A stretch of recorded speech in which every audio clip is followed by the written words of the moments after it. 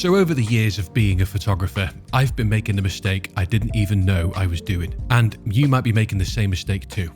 Here's the story of how I overcame it and what you can do about it as well. To start, we need to go back a couple of weeks to a trip I took to the Mediterranean island of Cyprus. Let me show you what I mean. Cyprus is a beautiful destination for anyone to visit. But it's not so good for landscape photography. In summer, it's almost completely barren and has permanently blue skies.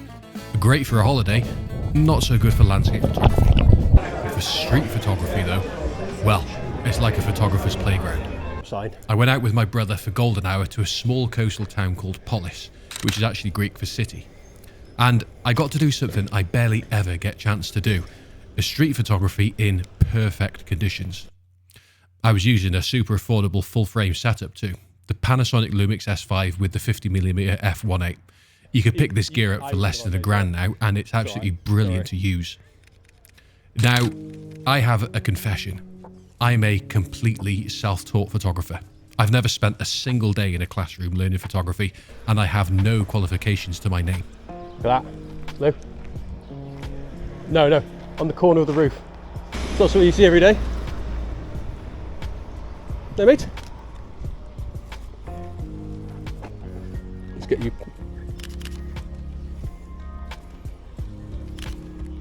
I've learned most of what I know from YouTube and thousands upon thousands of hours of practice. This isn't uncommon though. Smart, isn't it? I'd hazard a guess that most modern photographers are self-taught. And this is the beautiful side of social media. It has democratized knowledge.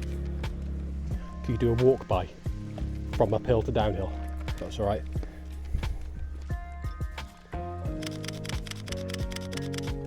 Anyone now can hop online and become pretty competent in almost anything if you know what you're looking for. There's hours upon hours of tutorials and no shortage of truly inspiring people to learn from. This has certainly been true in my case. I have never in my life considered myself a creative person. I was never good at drawing, I could never build anything interesting out of Lego. And even though I love music and play the drums, I could never imagine being able to write a song.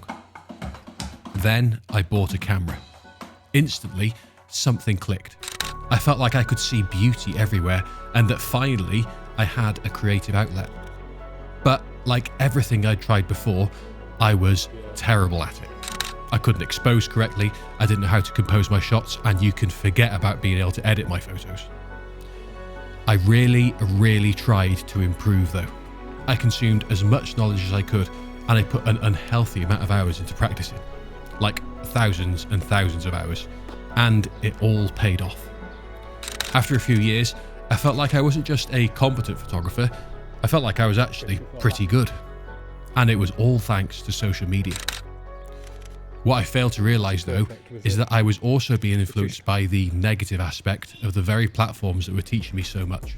You see, I was so excited to be learning this new skill, this new talent, that I failed to see that I was being channeled down a route that ultimately would have a negative effect, that would ultimately stifle this creative outlet that I had finally found. To understand this part, I need to explain a small part of how social media algorithms work. They are designed to serve very specific content to very specific people. This generates the most money for social media companies. Now, I'm not annoyed at this. I don't think it's evil or immoral. It's just a reality that social media companies make a lot of money by doing this. But what this leads to is something called pigeonholing. Now, you can be forgiven for thinking that popular photographers only enjoy one specific type of photography. Maybe it's landscape or street or portrait, but this is very rarely true at all. The reason it seems that way is because in order to get your content in front of people, you have to niche it right down. I mean, like cut out everything that isn't directly and completely linked to your very specific genre. If you do this, the algorithm can very easily match your content to the people that want to watch it. And when you add money into the mix, this becomes very difficult to resist. But what this leads to is very narrow, very stifled avenues of creativity. Just like a literal pigeonhole, you can become very cramped. I fell into this trap. Because I wanted my content to get in front of people, I niched right down on landscape photography. Now, don't get me wrong, I am very passionate about landscape photography. I love it. It fills my heart with joy to do it. But so does street photography. So does portrait photography. So does almost every form of photography. I love all photography, and I made the mistake of closing myself off to its many facets.